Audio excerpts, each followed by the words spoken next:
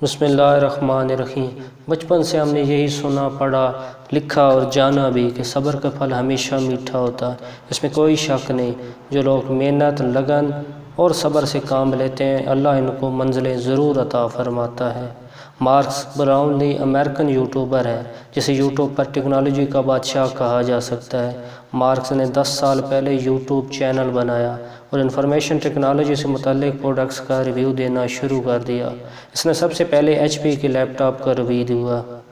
YouTube channel پر response کبھی بھی گھنٹوں، دنوں، ہفتوں یا مہینوں میں نہیں آتا، اس کے لیے سالوں سال لگ جاتے ہیں۔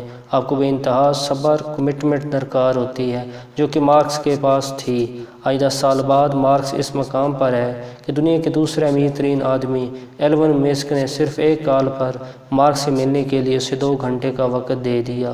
دنیا کا تیسرا امیر ترین آدمی بل گیٹس ہے۔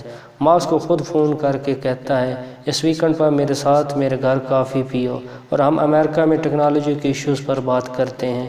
دنیا کا چوتھا امیر ترین آدمی فیس بک کا مالک مارک زکربرگ ہے۔ اس سال میں 3 یا 4 بار مارکس سے ضرور ملتا ہے۔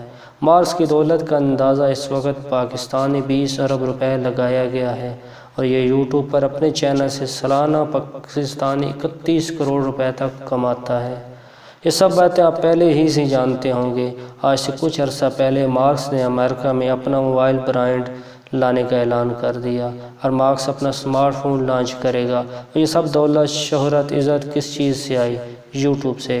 ماشاءاللہ ہمارے پاکستانی بھی بہت سے ایسے چینل ہیں جو کہ آج شہرت کی بلندیوں پر ہے، اور اللہ کرے کہ اسی طرح ان کی شہرت قائم دائم رکھے اور مزید لوگ آگے بڑھیں اور پاکستان کا نام روشن کریں۔